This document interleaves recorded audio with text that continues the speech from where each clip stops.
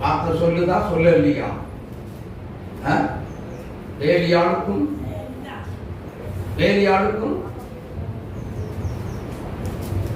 தேவனுடைய பிள்ளைகளுக்கு என்னது சம்பந்தம்? ஏது? அந்நிய நுகத்திலே அவிசுவாசிகளுடன் பிணைக்கப்படாதிருப்பாயாக. நல்லா புரிஞ்சுக்கோங்க. அந்நிய நுகத்துல அவிசுவாசிகளோடு பிணைக்கப்படாதிருப்பாயாக அப்படின்னு சொல்லி சொன்னா, உலகத்தானோடு உன் பிள்ளைய திருமணம் செய்து கொடுக்காத. ஆவிக்குரிய தேவ பிள்ளையா நீ தெரிந்து கொள். அதனால்தான் பிரச்சனை வருது, அதனால்தான் குடும்பத்துல போராட்டம் வருது. யோசித்து பாருங்கள். முன்குறித்துதல் எவ்வளவு முக்கியங்கிறத இன்னைக்கு நீங்க தெரிந்து கொள்ளுங்க. ஹல்லேலூயா, ஹல்லேலூயா. அழைப்பே தெரியாம, முன்குறித்துதல் எதற்காக நான் கிறிஸ்தவனா இந்த உலகத்துல இருக்கேங்கிறது தெரியாம வாழுகிறது எந்த ஒரு கிறிஸ்தவ வாழ்க்கை. இப்படிப்பட்டவங்க தான் என்ன செய்வாங்க? உலகி அழுவாங்க. நான் ஏன் இப்படி இருக்கிறேன்?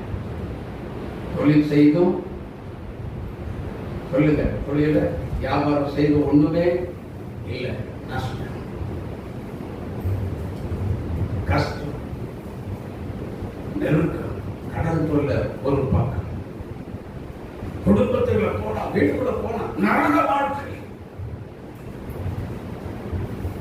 சண்டையோ சண்டை. தொழில் அப்படி இல்லை.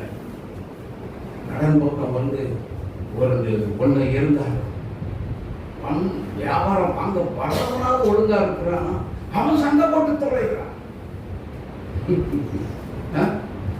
அங்கேயும் நிம்மதி இல்லை. வீட்டுக்குள்ள போனா நரகத்தை விட கேவலமாக இருக்கிறது.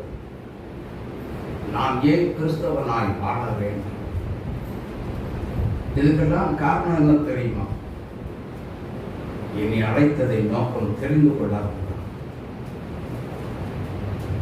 நம்மை அழைத்ததை நோக்கம் முன் குறித்ததை தெரிந்து கொள்ளாததுனால், நம்முடைய அழைப்பை தெரிந்து அறிந்து வாழாததுனால தான் இப்படிப்பட்ட ப்ராப்ளம் உங்க குடும்பத்துக்குள்ள உங்க வீட்டுக்குள்ள வருது. தெரியுமா?